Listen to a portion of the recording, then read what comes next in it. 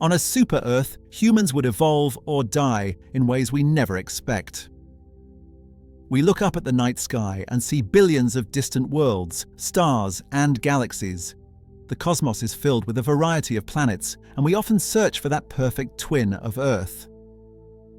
Astronomers call many of these worlds super-Earths. They are worlds that are bigger than ours, weighing typically between 2 and 10 times the mass of our planet. Statistically, they are common. Nearly a third of all stars likely host one. But a super-Earth is not just a bigger Earth. Its mass changes everything. When a world weighs 10 times what our planet does, the difference in gravity completely transforms the rules of existence. Imagine swapping your current comfortable life for one ruled by immense, unrelenting weight. What would that change do to your body, your civilization, and your ability to look out beyond your own atmosphere? Ask yourself this: if you woke up tomorrow on a super-Earth, would the simplest act of standing up be the hardest thing you have ever done? The single greatest difference between Earth and a world like this is the crushing force of gravity. On our familiar planet, gravity is a friendly force, holding us gently to the ground. But on a super-Earth, gravity becomes the defining, often destructive element of daily survival. Let's work with a world that has about 2.5 times the surface gravity of Earth. We will call this 2.5 g. This is a common measurement for many massive exoplanets. Everything you possess, every molecule in your body, weighs 2.5 times more than it does right now. The moment you arrive, the physical response would be immediate and severe. Simple tasks become agonizing efforts. Think about walking. Here on Earth, walking is an almost unconscious process. Your muscles shift weight forward and halt momentum. At 2.5 gigawatts, every step requires monumental muscular output just to lift your foot away from the ground's fierce attraction. Walking transforms into a slow, tiring shuffle, performed with bowed heads and bodies leaned forward against the weight. Running, as we practice it, becomes effectively impossible. To lift your body mass high enough, fast enough, to cover distance would demand energy reserves your muscles simply cannot sustain without tearing or failing. Any movement must be measured, slow, and efficient, prioritizing conservation of energy over speed. The physiological consequences extend far beyond your muscles and bones. Consider the system responsible for maintaining life, your heart. Over millennia, the human heart has perfected the art of pumping blood vertically against the familiar pull of 1 g. On a world where gravity is 2.5 times stronger, your heart is forced to work against 2.5 times the resistance to circulate blood, especially upward to the brain when standing upright. This leads to immediate and persistent cardiovascular stress. The blood circulating through your body would feel like liquid lead to your heart. Pumping against such force risks constant fatigue, hypertension, and potential heart failure. Even getting out of bed would carry the risk of quickly collapsing due to insufficient blood flow to the head. Over time, the strain would be catastrophic, accelerating heart degradation far beyond normal aging rates. Breathing, another unconscious necessity, would become a profound effort. The act of inhaling requires expanding the chest cavity against external pressure. On a massive world, the sheer weight of a dense atmosphere presses down on your lungs, restricting their natural movement. You would need to use conscious muscular force, your diaphragm and rib muscles, just to inhale and exhale fully. Every breath would be a workout, leaving you constantly breathless and fatigued, simply from maintaining respiration. Daily life under these constraints revolves around minimizing movement and maximizing rest. Climbing stairs is not feasible. It is the equivalent of hauling 150 extra pounds up a ladder while wrestling constant fatigue. Workstations would be horizontal, near the floor, allowing gravity to assist in blood flow rather than resist it. Standing would be a rarity, reserved for moments of absolute necessity. Survival means adopting a lifestyle of low-impact, slow, deliberate movement, perpetually tethered to the surface by the planet's gravitational hunger. But what if a human baby were born on this super-Earth? Could generations eventually adapt? In the short term, the outcome for our species is not good. Our current anatomy is a reflection of 1 g, but over vast geological and evolutionary timescales, adaptation would happen. The current human form, tall, slender, with delicate bones, is a luxury afforded by Earth's gentle gravity. On a high-gravity world, survival favors an entirely different blueprint. Evolution would select for individuals who minimize height. Taller bodies carry exponentially greater mass, increasing the work demanded of the heart and skeleton. Humans, or the descendants of humans, would eventually stabilize at a much shorter stature, perhaps rarely exceeding 4 or 5 feet.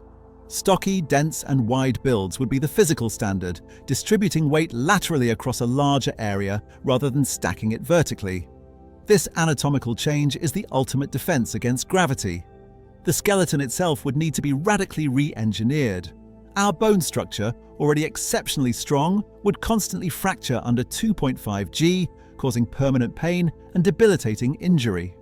Future bone density would need to be exceptionally high, perhaps incorporating denser minerals or achieving a thickness currently unknown to terrestrial biology, purely to withstand the constant weight load and internal stresses. This pressure applies universally to all forms of complex life. The animal kingdom on a super-Earth would be a parade of low-slung, powerful creatures. Towering figures like elephants or giraffes would be non-existent. Their skeletons could never support their weight. Instead, you would find life forms resembling organic tanks, wide, squat, multi-limbed creatures designed to keep their center of gravity close to the ground. Many species would likely develop 6, 8, or even more legs to efficiently distribute their body mass across the surface. Flying animals face an insurmountable obstacle. The wing area required to generate sufficient lift to counteract 2.5 G would be massive, demanding impossibly dense muscle tissue. If they exist at all, flight would be limited to heavy, muscular gliders capable of traversing only short distances or managing controlled descents. The survival of large terrestrial life on this planet depends on developing biological materials that can resist immense compression and tension. The metabolic cost of this existence is also astronomical. Simply moving a limb or circulating blood requires an enormous caloric intake compared to Earth, forcing organisms to consume energy constantly just to power their heavy existence. The biological imperative on a super-Earth is clear: be compact, be strong, and be forever bound to the ground. The sheer staggering mass of a super-Earth has geological consequences that shape the planet's very appearance. Here on Earth, we celebrate sharp, lofty mountain ranges like the Himalayas. But on a 2.5 G world, such grand vertical structures are self-defeating. Mountains stand tall because the material in the planet's crust can resist the downward pull of gravity. When that pull is 2.5 times stronger, the weight presses down on the crust with unbelievable force. This increased pressure sets a fundamental limit on how high any geological structure, be it rock, soil, or sediment, can pile up before the material at the base yields, either collapsing, melting, or becoming so plastic, easily deformable, that it cannot sustain the vertical load. Our super-Earth would appear dramatically flatter than Earth. There would be no majestic, towering peaks or jagged skylines. Instead, the planet would likely feature vast, broad, squat ring mountains, immense in diameter, but low in height, spreading the mass out instead of up. These formations might be the remnants of ancient impacts, or slow geological uplifts that collapsed over time under their own weight. The oceans reflect this massive scale as well. The colossal gravitational force pulls water down into dramatically deep basins. The total volume of water could easily dwarf Earth's reserves. These super-deep oceans exert pressures that redefine marine life and subtly alter planetary processes, including plate tectonics. And when that planetary crust finally moves under the pressure, the geological events are destructive and frequent. Planets release internal heat and tectonic stress through quakes. Given the extreme mass concentrated in this compact world, when the crust shifts, the resulting tremors are incredibly intense. Imagine living in a world constantly racked by violent, powerful quakes. For civilization, this dictates every aspect of architecture. Forget elegant skyscrapers. Height is dangerous. Every structure must be designed to be low, wide, and heavily stabilized, built not just to survive gravity, but to actively dissipate the seismic energy constantly shaking the surface. Construction would abandon lightweight materials like glass and rely on incredibly dense, reinforced composite materials. Architecture would favor deep subterranean structures or wide, domed habitats, minimizing vertical stress and offering refuge from both the relentless gravity and the frequent devastating seismic pulses. Buildings are not just homes or offices, they are integrated, low-profile fortresses built to endure the tremendous demands of a massive, geologically volatile planet. The atmosphere enveloping a super-Earth is fundamentally different because of the planetary mass and gravity. While high gravity helps the planet hold onto its atmosphere tightly, preventing gas from escaping into space, the resulting density and pressure, combined with planetary motion, generate weather systems of unbelievable violence. The force that governs the rotation of large-scale systems, the Coriolis effect, is powerfully amplified on such a world. This leads to winds moving at incredible speeds and storms that easily span continents. Visualize hurricanes that are not just massive in diameter, but hyper-accelerated, circulating at velocities that render Earth's most powerful cyclones insignificant. These storms turn the planetary surface into a kinetic hazard zone. Surviving them requires deeply shielded, fortified communities, often driven underground to escape the wind shear and atmospheric pressure changes. This environment of colossal storms and dense air leads us to the most poignant fact about life on a super-Earth: the near impossibility of ever leaving. For a planet with 2.5 G and a deeply compressed atmosphere, the challenge of reaching escape velocity becomes exponentially greater. Escape velocity, the speed needed to break free of a planet's gravitational pull, is calculated based on the mass and radius of the object. On this super-Earth, that number would be radically higher than Earth's 11.2 kilometers per second. Rockets rely on chemically converting mass fuel into thrust energy to gain velocity. The energy required to accelerate payload mass against this colossal gravity rises non-linearly. To launch a spacecraft capable of carrying even a small human crew, the launch vehicle would have to be almost entirely composed of propellant, leaving virtually no mass budget for the payload, structure, or scientific equipment. Standard chemical rockets, as we know them, would likely fail to reach orbit. The cost and energy input required to achieve the necessary speeds make space travel a technological and economic nightmare. This isolation ensures that the civilization, regardless of its intelligence, is permanently anchored to its home world. They are fundamentally cut off from the rest of the cosmos, forever living under the shadow of their own world's weight. This eternal grounding dictates the path of intellectual and societal development. Intelligent life evolving under such immense pressure would bear little resemblance to humanity. Their physical form, as discussed, would be short, strong, and highly durable.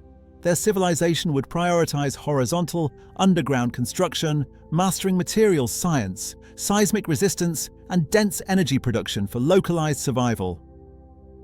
Cosmology and astronomy might remain entirely theoretical disciplines. They might observe the stars and distant galaxies, but the concept of reaching them would be viewed as an ancient, absurd impossibility. Their science would focus intensely inward, on geophysics, on mitigating pressure, and on understanding the extreme physics of survival. They would build horizontal empires, marveling at the stars but never dreaming of touching them. We have, in fact, detected planets that fit the super-Earth profile, like Kepler-62f. The existence of these real worlds forces us to question our assumptions about habitability.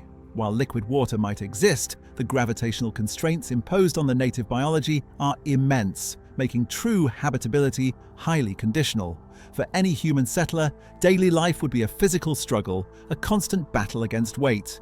Every movement requires premeditation and extreme muscular effort. Endurance is the ultimate virtue. The long-term legacy of a civilization born on such a world is one of sheer, stubborn survival against impossible physics. Their evolution would lead to beings perfectly suited to resisting compression, compact, incredibly strong, and intimately familiar with the forces that bind them to their planet. They are masters of planetary mechanics, where the daily survival is itself a form of applied physics. They prove that sometimes a world can simply be too much planet. We study these super-Earths from afar, seeing them as cosmic challenges. They redefine our understanding of where life can thrive, reminding us that gravity is the invisible hand sculpting not just planetary surfaces, but the potential of life itself. The challenge of living on a super-Earth is fundamentally the challenge of energy conversion and conservation. Every calorie consumed must be used efficiently to counteract the gravitational strain. This is a physics problem solved by biology and engineering. When considering how life functions under 2.5 G, we must look at the cellular level. Cell walls, vascular structures, and even bone marrow production must operate under crushing pressure. The body's systems would be in a constant state of repair, requiring high protein synthesis and accelerated cellular regeneration just to manage the microtears and bone density loss that define existence. The skeletal and muscular differences alone tell the story of struggle and adaptation. Our bones are built to be relatively light. If a human were suddenly teleported to a 2.5 G world, the immediate skeletal stress would be immense, likely causing rapid compression of the spinal column and frequent bone fractures, particularly in the lower limbs. Over time, the required biological adaptation would produce bones that are solid, almost mineral-like, giving up the luxury of lightness for the absolute necessity of density. The musculature would also appear shocking to us.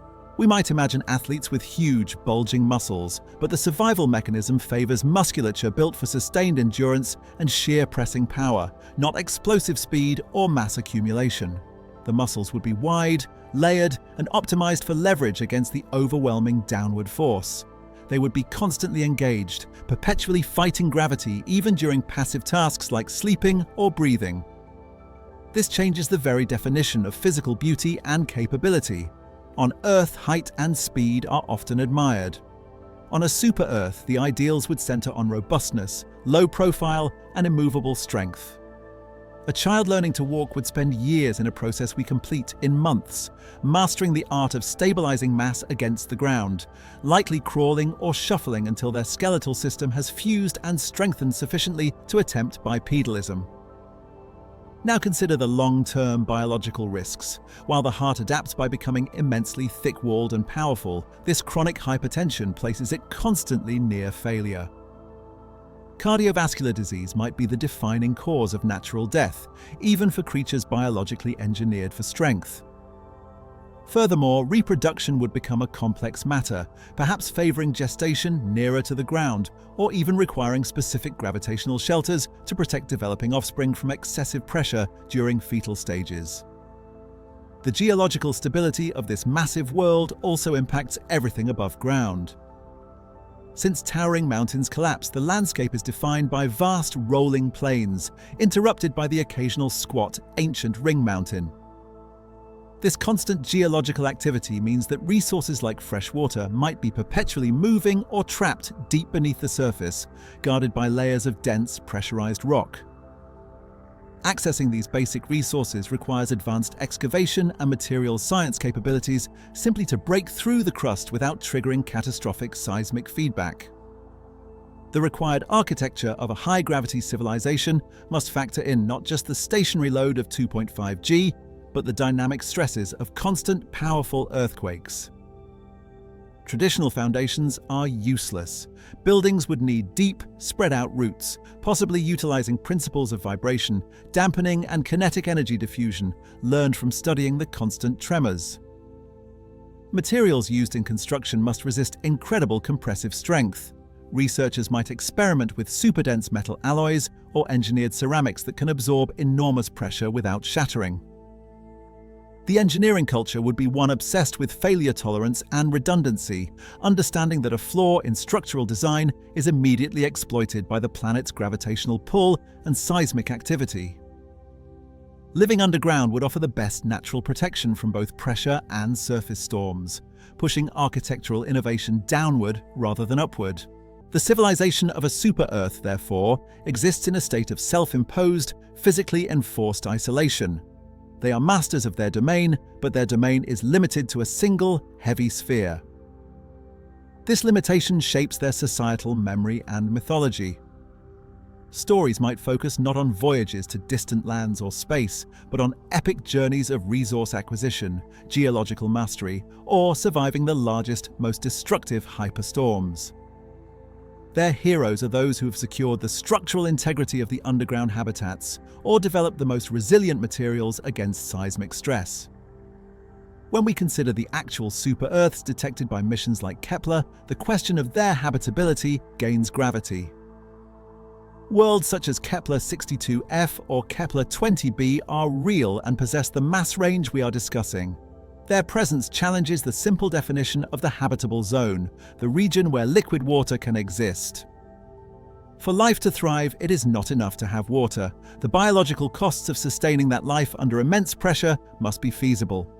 It is likely that life forms on such worlds would need internal mechanisms to equalize pressure, potentially through highly rigid or pressurized internal structures to prevent cellular collapse under the atmospheric and gravitational weight. This necessity pushes biology toward engineering solutions that counteract the external forces of nature. The long-term evolutionary path for any intelligent species there would continue to favor compact forms. Over millions of years, features that are vestigial or cumbersome on Earth might disappear. The concept of speed would be redefined. Quickness would not mean velocity over distance, but efficiency of energy expenditure during necessary movement. Longevity might increase as slower movements and perpetual low-impact living reduce accidental wear and tear, provided the heart can withstand the chronic stress. Their very perception of time and motion would be skewed compared to ours. Life on Earth is characterized by vertical motion, jumping, standing, climbing. On a super-Earth, that vertical dimension is deeply restricted. Movement would be primarily horizontal, and life would exist in the lowest possible energy state. Imagine the simple process of playing a game. Sports that involve jumping or rapid acceleration would be non-existent.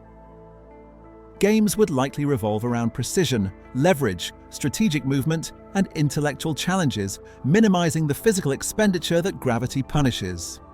Even architecture would reflect this non-vertical priority, celebrating wide, low, reinforced spans capable of holding immense loads. The philosophical and scientific focus of their culture would contrast starkly with our own exploration of space. For them, the great unknown is likely the planet's deep interior, its core, the forces generating its intense quakes, and the source of subterranean resources. They would seek to understand the very fabric of their planetary existence, recognizing that survival depends solely on local control. Their relationship with the cosmos is one of permanent spectatorship.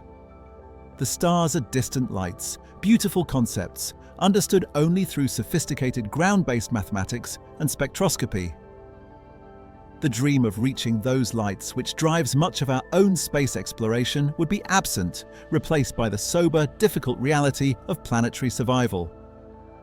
We study them and are compelled to ask how they solve the energy problem. How did they master the conversion of planetary gravitational forces into systems that sustain complex biological processes? Their technology must be specialized, focusing on materials that defy crushing compression and power generation that endures catastrophic planetary instability. The ultimate measure of a civilization is its adaptability. On a super-Earth, adaptation means accepting physical limitations and engineering around them with profound brilliance. They prove that life, given enough pressure and time, finds a way to become immensely strong, even if it must sacrifice height and speed for survival. The journey of understanding super-Earths is a thought experiment in planetary limits, revealing how slightly adjusting the scale of gravity completely overturns the familiar laws of biology and civilization. We began by asking if you could stand up. The answer is yes, but only with immense difficulty and persistent effort, constantly resisting the planet's pull. The key differences between their civilization and ours boil down to the physics of efficiency. Every action on a super-Earth is governed by a conservation ethic, conserving energy, conserving structural integrity, and conserving life against an unyielding gravitational backdrop. We have detailed the major points of conflict. 1. Gravity and the body. Walking and running are exhausting or impossible. The heart strains against liquid-lead blood. Breathing is muscular work. Human descendants would be short, wide, and dense, evolving for minimal gravitational stress. 2. Geological constraints. Massive gravity suppresses vertical geology, resulting in squat ring mountains and super-deep oceans. High internal pressure causes frequent, devastating quakes, demanding highly resilient, reinforced architecture. 3. Isolation. The immense gravitational pull makes achieving escape velocity prohibitively expensive in terms of energy and fuel mass, effectively trapping the civilization forever. Space travel is functionally impossible. 4. Cultural adaptation.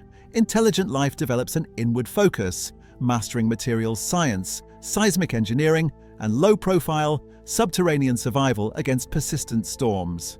The cosmos remains a field of theoretical study, divorced from physical exploration. The physical reality of daily life for a resident human settler is one of chronic exertion and constant awareness of the planet's weight. The long-term survivability of such a settlement relies on technology that overcomes biological constraints, providing artificial assistance to circulatory and respiratory systems and generating highly resilient building materials. We look at real astronomical data confirming that super-Earths exist, forcing us to consider the limits of terrestrial biology when faced with increased gravitational forces. These detected worlds serve as a cosmic laboratory for planetary science, providing extreme case studies. Their ultimate fate is not extinction, but absolute adaptation, leading to robust, grounded life forms capable of surviving the extraordinary demands of their environment. If you want to understand space like a NASA-level analyst quick without studying for years or paying thousands for a university degree, we have a community that will help you. Link is below. They are a monument to the resilience of life itself, surviving by becoming one with the immense, heavy sphere they inhabit. If you thought dealing with the sheer weight of a super-Earth was a challenge, think about the horror and chaos that would occur if Earth's great celestial partner, the Moon, vanished completely. The repercussions are far more profound than you might imagine. Ask yourself this: what chaos would happen if the Moon disappeared tonight? Click here to find out by watching. What if the Moon disappeared? I'll see you there.